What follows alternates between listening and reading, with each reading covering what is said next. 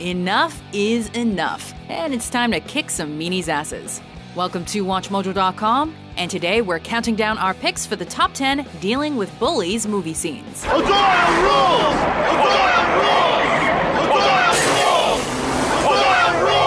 For this list, we're looking at the best and most memorable movie moments in which a bully gets his or her comeuppance.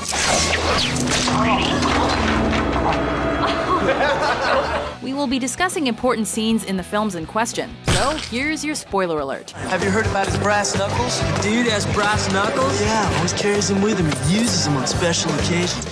Number 10. Fuming Fred, dazed and confused. We got another one, huh, fellas? Whoa, guys. You wouldn't mind if I went first there, would you? Is that all right? It's kind of a personal thing between me and this little piece of shit here. If you put yourself in the shoes of someone who's about to be chased down and violently beaten with a paddle, then we totally understand if you get the impulse to run. Oh, shit.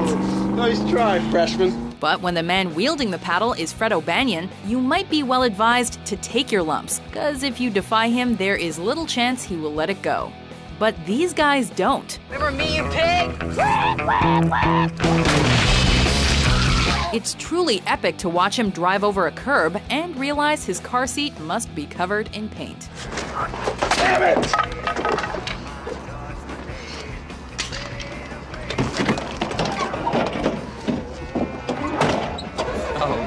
Well, then you finally got his paint job.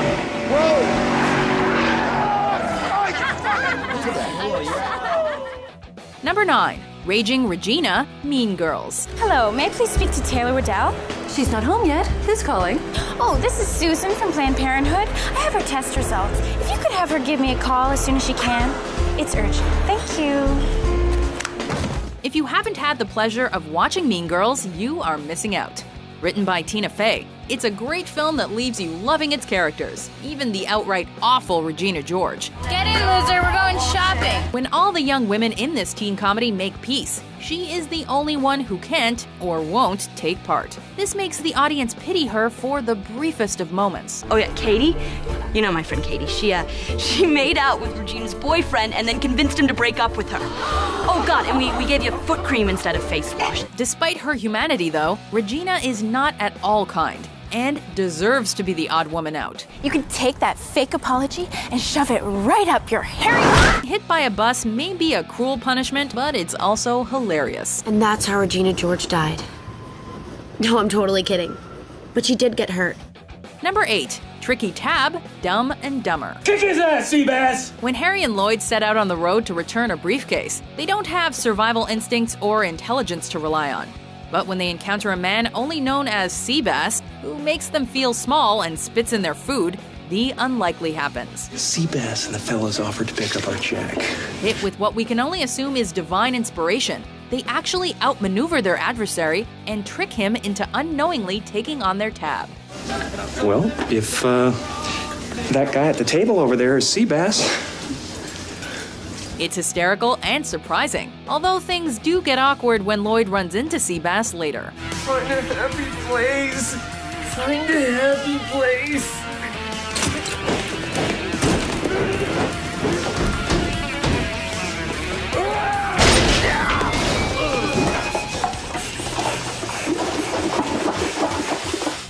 Number 7. Awful Apples, Good Will Hunting. Just history?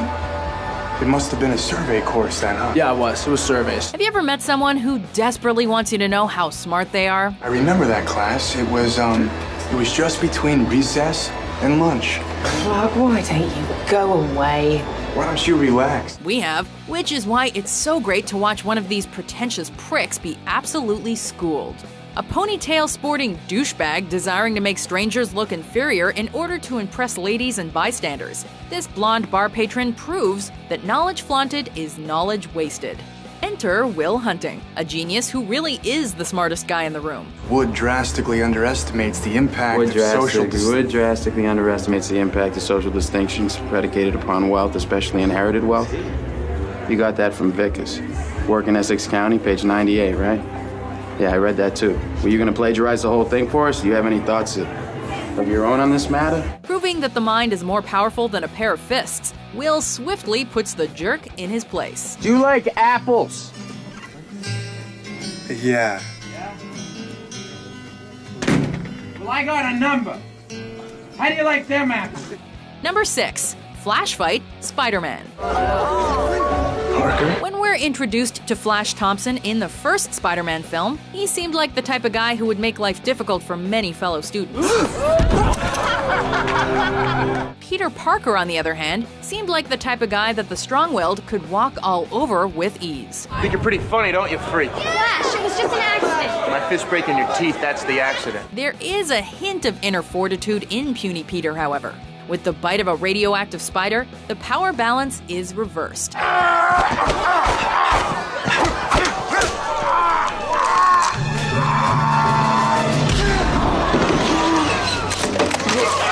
Though Peter may not have been entirely comfortable with the unfamiliar outcome, we sure were. Peter, that was amazing.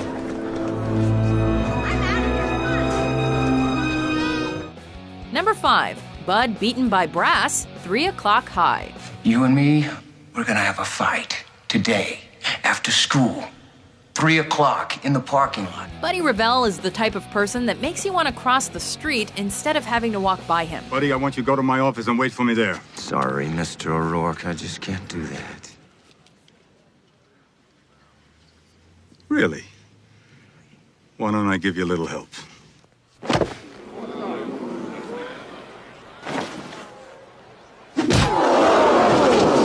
When Jerry, a fellow student, is assigned by the school paper to question him, he arouses Buddy's ire and wins a date with his fists. There. Now it's your turn. Jerry's destruction is seemingly set for the end of the school day. After choosing to pay him off, Jerry receives a sincere and severe insult that inspires him to not only stand up for himself, but also challenge the Beast to a fight.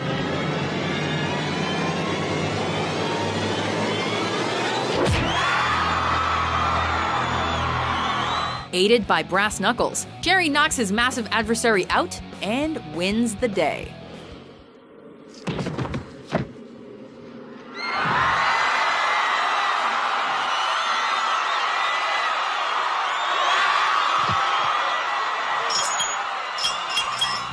Number 4. Prom Pyrotechnics, Carrie. You eat shit.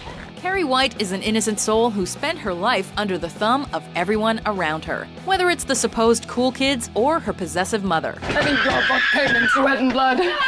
Genesis 3:16. Beset by her maturing body and dastardly peers, she is set up to feel accepted, until the moment it's all pulled away from her.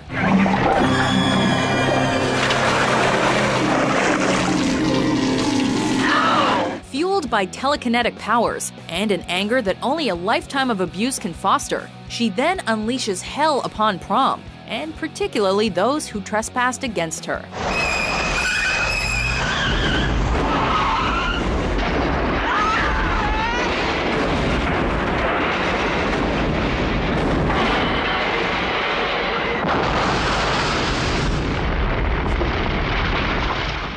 Number 3. Ralphie's Revenge, A Christmas Story.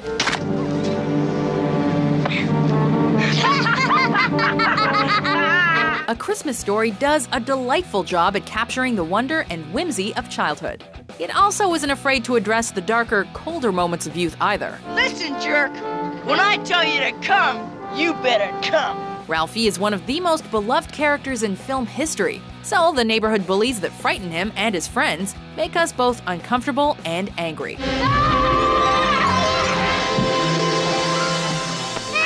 When our little man loses his cool and mercilessly pounds Scut, all the while spouting profanity, the relief we feel is incredibly powerful. You Thornton number damn nipple bang gunk stinking piss!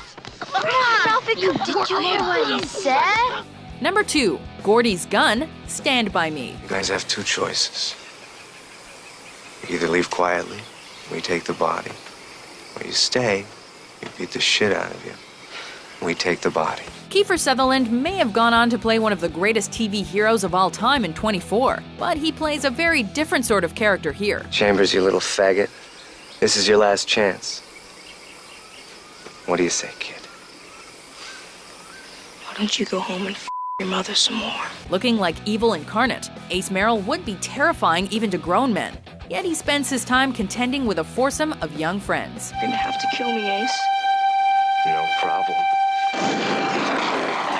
Young Gordy, played by nerd icon Will Wheaton, is the farthest thing from fearsome, which is why it's so satisfying when he pulls a gun and stands up for himself and his friends in this scene from the coming-of-age drama. I'm not taking him.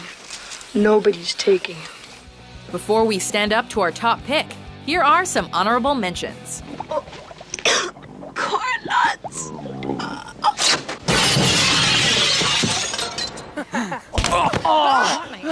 Malfoy, you okay?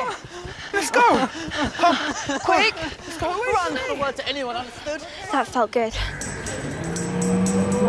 Dough ready?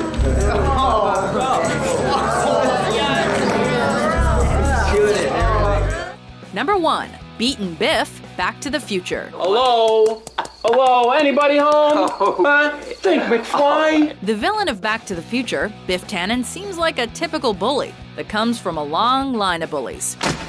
Buford Tannen was a notorious gunman whose short temper and a tendency to drool earned him the nickname Mad Dog. Spending his days threatening others with violence and extorting schoolwork. The only thing that makes him stand out is how entertaining he is at first sight. Why don't you make like a tree and get out of here?